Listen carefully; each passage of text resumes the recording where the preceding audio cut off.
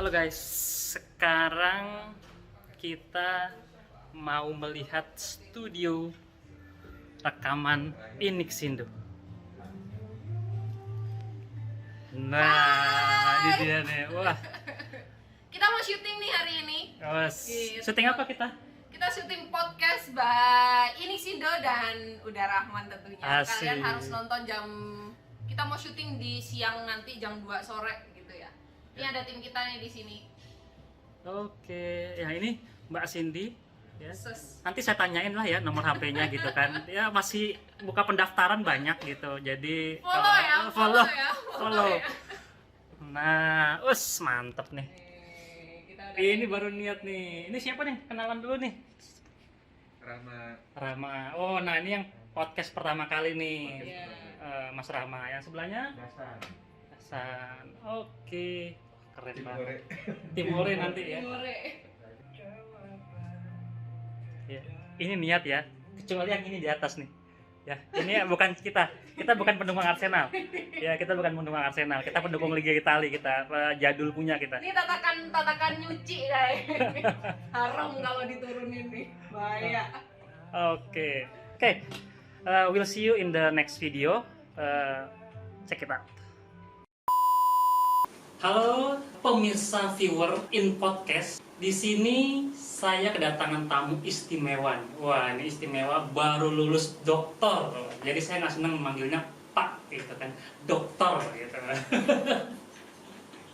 Ya, jadi di sebelah saya ini ada namanya Pak Dr. Ifik Laksmiwinto Arifin. Wah, lengkap deh pokoknya ya. Nah, beliau ini Highlander kalau saya bilang ya. Kenapa saya bilang Highlander? Nggak mati-mati gitu loh. Dari di IT itu dari awal sampai sekarang itu masih konsisten. Biasanya orang udah tua itu udah sibuk ngurus anak, sibuk ngurus cucu, ngapain gitu kan, bercocok tanam. Ini masih kuat staminanya di IT. Saya aja udah pusing gitu kan. Ini masih di situ aja. Oke. Beliau baru lulus dokter kapan Pak?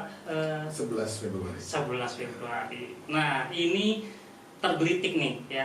Kemungkinan konten ini juga saya masukin ke channel saya sendiri juga biar viewer saya dan viewers Inixindo tahu rasanya gimana sih kalau kita pengen training, kita pengen ujian, kita pengen sertifikasi. Apa bedanya sertifikasi sama gelar akademis? Ini kan pertanyaan-pertanyaan menggelitik tuh kan. Saya mau S1 komputer apa CCNA dulu nih? Saya mau belajar kursus dulu di Inixindo atau tadi kuliah dulu nih. Nah, ini kita bisa korek-korek ilmunya dari orang yang sudah berapa tahun Pak? Malang melintang di 30 tahun ya. Inixindo 30 tahun lebih nih udah ibaratnya pengalaman nggak bohong lah ya. Pengalaman itu pasti nggak bohong. Udah makan asam garam gitu. Saya masih asamnya doang gitu kan. Kita garamnya dulu. Oke. Saya pengen nanya dulu. Pak Ifik ini S1-nya apa ya Pak? Oke. Jadi dulu saya sekolah di Jerman ya, matematika. Kemudian S2-nya di informatika teknik informatik. Pertama saya tertarik dengan hardware karena hardware itu kan canggih gitu ya. Tapi kemudian teman-teman saya bilang jangan di hardware, ambil spesialisasi di software karena nanti masa depannya itu software akan lebih dominan ketimbang hardware. Jadi saya switch ke database. Itu kenapa tuh? Siapa yang menyarankan? Dapat bisikan dari mana itu? Teman-teman sekolah di sana, orang Jerman itu. Nah, jadi saya ikuti. Jadi setelah saya sarjana muda, S1 dan S2-nya saya ambil database management. Jadi saya bikin tesis juga di database sistem gitu ya. Pada saat itu. Kemudian saya balik ke Indonesia, saya kerja di PTN. Di PTN Industri Pesawat Terbang ya. Bikin itu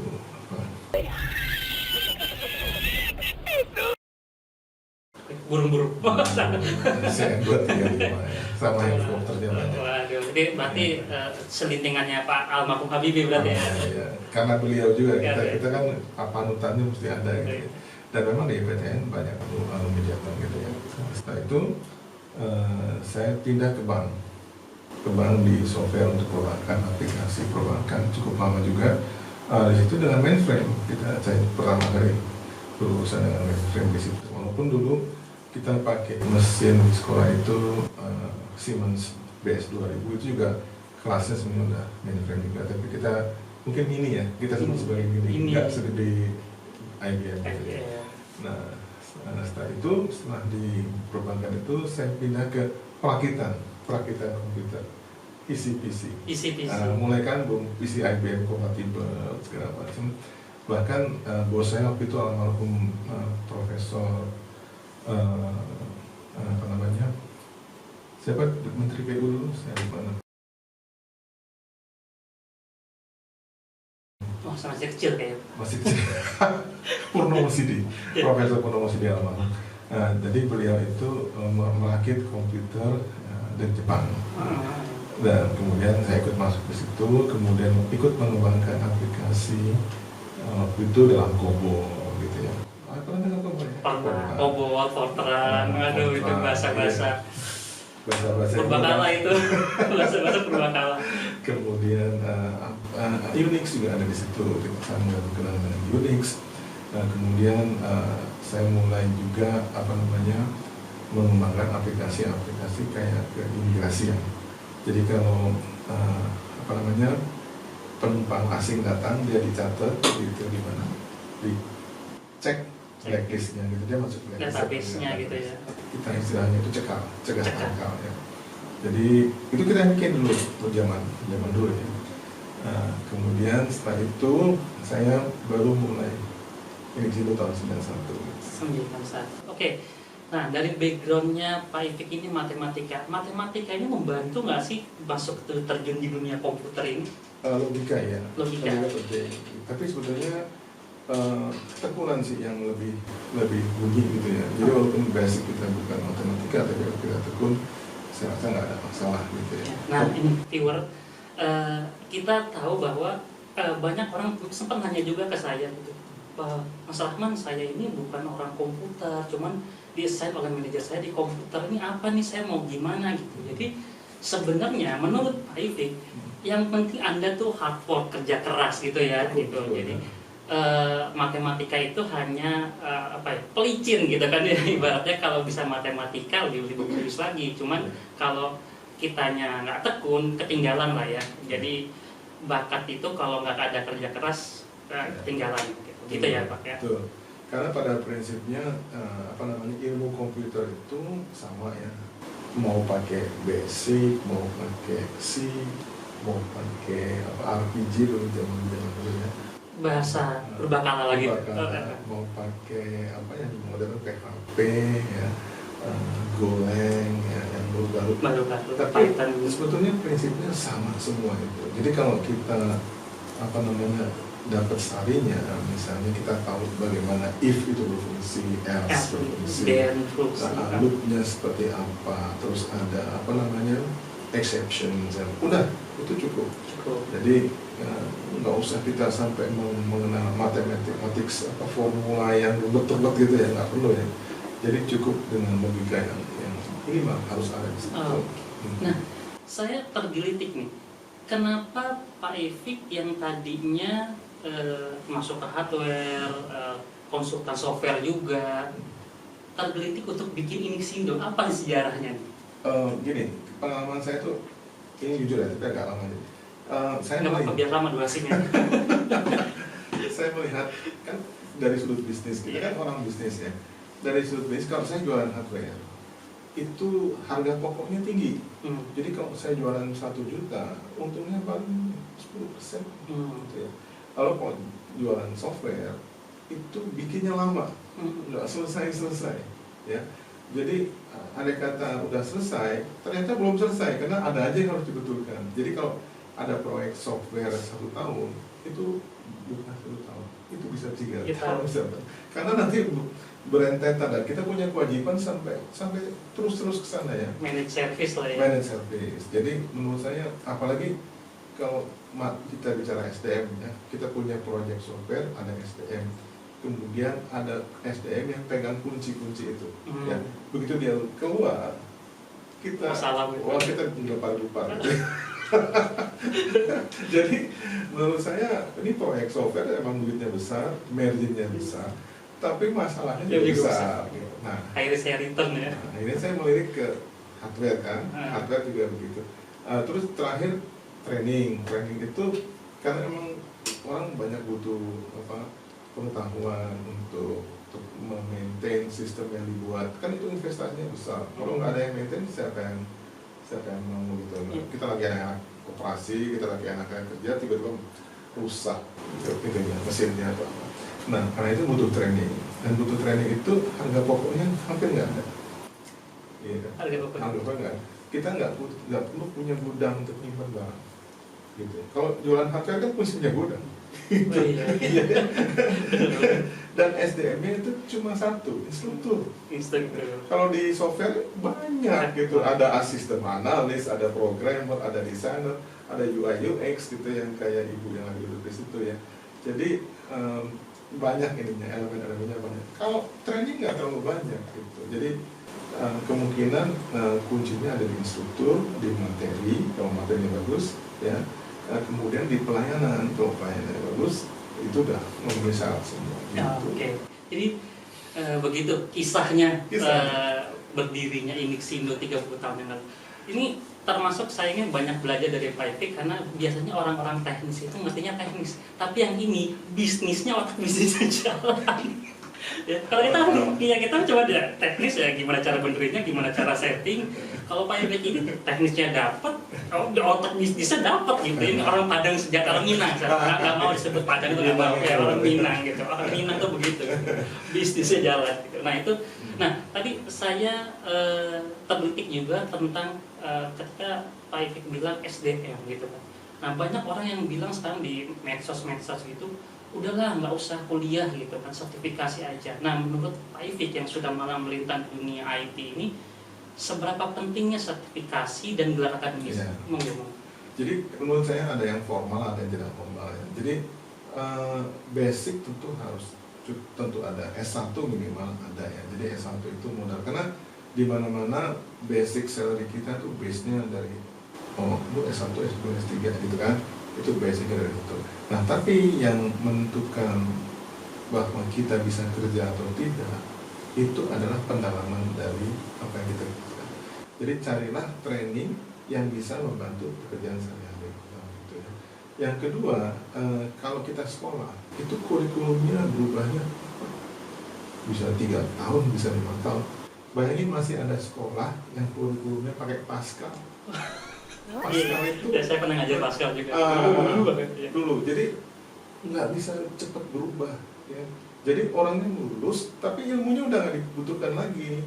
Nah itu butuh training di situ. Jadi kita men-training, mengupdate orang-orang itu dengan teknologi yang baru, sehingga di tempat kerja mereka bisa diterima oleh industri gitu. Jadi saling ini melengkapi. Kan sekarang ada SKPI ya. SKPI ya. Pendamping ijazah. Jadi kita nggak cuma punya ijazah resmi formal, tapi juga ada sertifikasi yang bisa diakui industri, ya. Diakui industri itu penting. Diakui industri penting. Apalagi kalau diakui ASEAN, gitu ya, kelasnya internasional. Itu ada, gitu. Nah itu paling tidak sebagai barang bukti bahwa kita kompeten untuk melakukan pekerjaan yang dimaksud. Gitu. Oke. Kalau orang lulus sekolah, dia nggak kompeten, dia bisa segala macam ilmu, tapi mungkin sedikit-sedikit semua. Jack of all trades ya. Nah, semuanya bisa. Semuanya bisa. Kayak pemain olahraga, saya bisa badminton, saya bisa pingpong, saya bisa catur, tapi cuma kulitnya. Nah, jadi dengan training ini, mulailah kita melakukan pendalaman. Gitu. Ya, jadi begitu. Inixindo ini bergerak di bidang sertifikasi terutama. Ya. Jadi untuk memperkaya SDM di Indonesia terutama, supaya menjawab kebutuhan kerja yang dimana tadi yang saya dengar dari Pak Ipik, akademisi itu agak kaku gitu ya, nggak fleksibel. Nah begitu Ini yang ditangkap lagi ini apa namanya bisnisnya di sini nih. Ya. Ibaratnya peluang bisnis di sini. Ya. Gimana caranya supaya kita meningkatkan kualitas SDM dengan membahu-membahu dengan akademisi, universitas, sama-sama gitu. Jadi ini lahannya bagus. Nah, banyak training, sertifikasi, ya, mau BNSP yang diakui Indonesia sampai ke ASEAN, yang seluruh dunia kayak Cisco, apalagi Microsoft dan lain-lain, itu di Misindo ada. Monggo. Nah, ngomong-ngomong tentang komputer nih, Pak Ifik ini S1 matematik, S2-nya mulai ke informatika, nyasar ke teknologi pendidikan. Nah, kenapa bisa ke situ gitu? Saya kira teknologi pendidikan, ada teknologi. Begitu saya baca, mana IT-nya? Gitu. Nggak ada ya. Nah, alasan Pak Ifik itu doktor di teknologi pendidikan, apa korelasinya dengan training-training ini? Saya berpikir yang sama juga awalnya pada saat sebenarnya saya diajar. Di UNJ itu tenaga IT murid yang basicnya IT masih sedikit, jadi kita cobalah untuk menyeimbangkan antara teknologi pendidikan dan IT ya, gitu. Jadi pada saat masuk, rupanya yang dimaksud dengan teknologi pendidikan itu adalah teknologi yang bisa membantu kita belajar, mempermudah kita belajar sehingga kita bisa lebih cepat mendapatkan hasil belajar yang ditargetkan gitu ya. Contohnya apa? Misalnya kita membuat Excel gitu ya, itu udah masuk kategori teknologi ya. Membuat animasi yang membuat si orang yang nonton itu jadi lebih paham, itu teknologi juga ya. Jadi teknologi itu bentuknya bisa sederhana dan bisa juga akhirnya sampai ke IT yang artificial intelligence gitu ya, machine learning, nah masuk ke sana. Jadi menurut saya memang pengertian teknologi pendidikan itu adalah sebetulnya memfasilitasi orang-orang itu dengan teknologi agar bisa belajar dengan nyaman, gitu. Termasuk keuangannya ya, nanti mungkin penilaian sekarang kita bisa face recognition kan, kita bisa memonitor orang ini belajar serius apa enggak dari bentuk wajahnya, sehingga nanti ada mesin yang memberikan evaluasi, oh ini orang-orangnya antusias, oh ini motivasinya bagus, oh ini orangnya males, oh ini dia tidur melulu. Jadi kita itu teknologi yang membantu si dosen atau pengajar ya untuk melihat tren dari kelasnya sendiri gitu. Itu juga membantu. Tapi di lain sisi juga sebenarnya yang simpel-simpel juga banyak ya. Kalau pendidikan jarak jauh gitu ya, kita mikir jaraknya gimana? Rupanya bisa pakai pos ya, dikirim pakai pos ya. Sepeda, naik sepeda. Iya.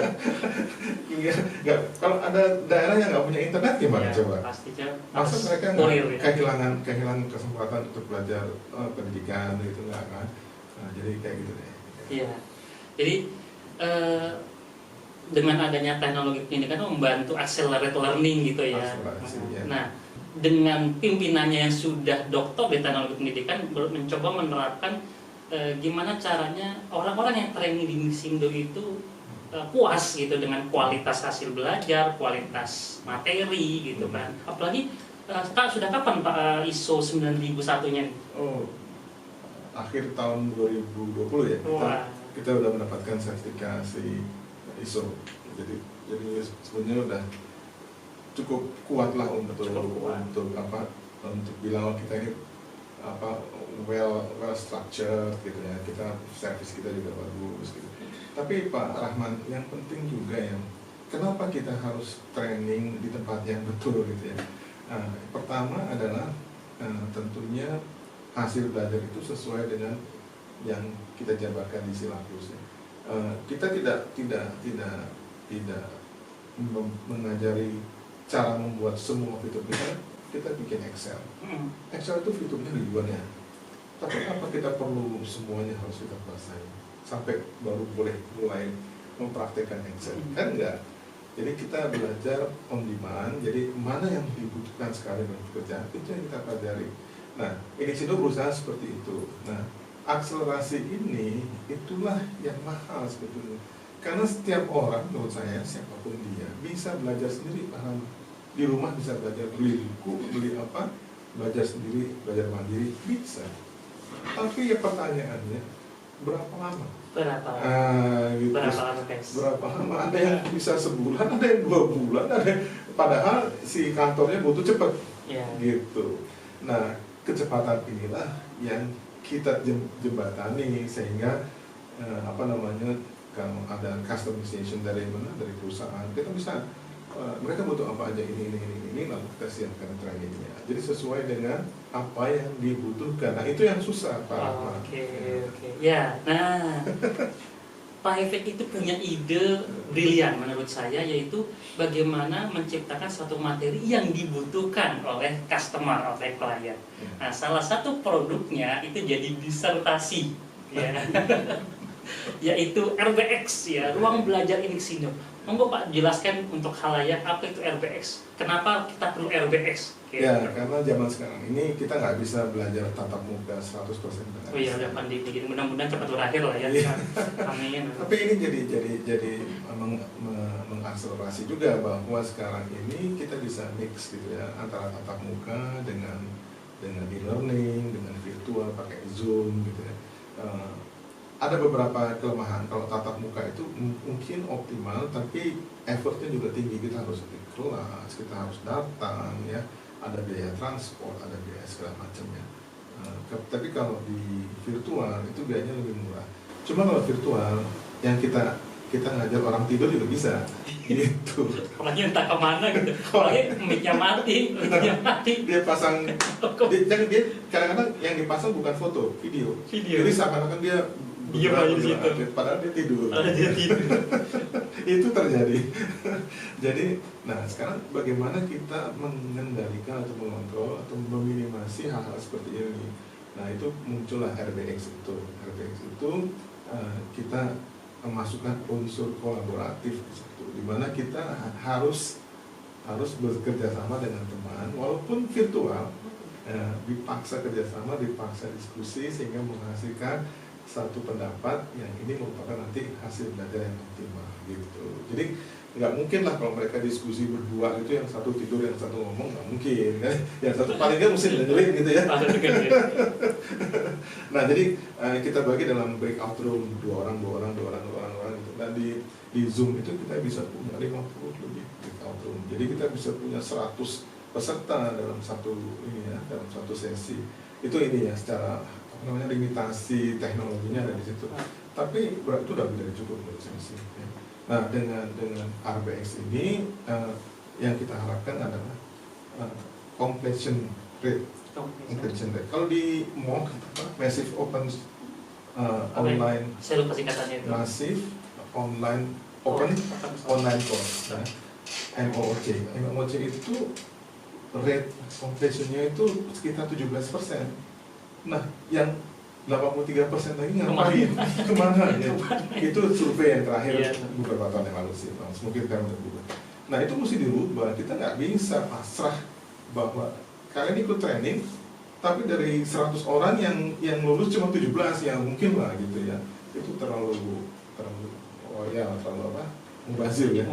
Nah RBX itu berusaha untuk membuat completion rate ini menjadi 70%. Tinggi gitu. Nah itu cita-cita kita gitu. Cita-cita. Ya, jadi viewers sekalian, kita ini punya masalah, apalagi dengan adanya pandemi ini kan online learning.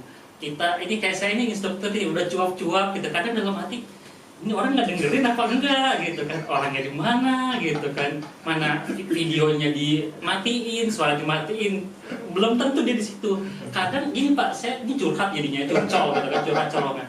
Kita lagi ngajar gitu, ini lagi gimana Pak? Oh iya saya lagi masuk kantor. Saya yakin 100% kupingnya memang ngedengerin saya, tapi tangan sama mata yang ngerjain kantor nggak efektif gitu. Nah dengan RBX ini Inixindo berusaha untuk meningkatkan akselerasi learning supaya lebih bisa ditangkap oleh klien sama customer gitu. Nah monggo tanya-tanya tentang RBX ke marketing kita, ke marketing Inixindo, maunya yang namanya RBX ini, training ini bisa lebih bagus lagi untuk kebutuhan customer viewers kalian ini. Oke. Mungkin itu kali ya Pak, saya senang banget gitu bisa dapat info, dapat ilmu dari Pak Ifik. Mudah-mudahan semua aman-aman aja nih situasi, karena saya ngarepin vaksin sebenarnya nih. Ya. Guru-guru udah PGRI Iya gitu. Iya guru-guru. Yang instruktur nih hiring mobile harusnya dapat juga gitu nih. Saya udah mulai was-was nih kalau harus ke kantor gitu. Oke. Ya, mudah-mudahan situasi kedepannya aman. Indixindo mulai, ya sebenarnya udah banyak nih sekarang, tapi dengan RBX ini saya yakin instruktur akan kelimpungan karena banyaknya job yang masuk jadinya. Ya. Tapi itu demi kebaikan kita bersama, demi kemajuan kita bersama. Oke. Mungkin itu saja dari saya. Terima kasih buat Pak Ifik, capek-capek keliling-keliling abis toga-togaan ya, sampai ke sini sampai keringetan gitu demi wawancara, demi podcast gitu.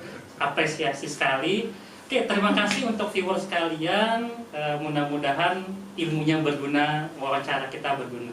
Cak. Cut.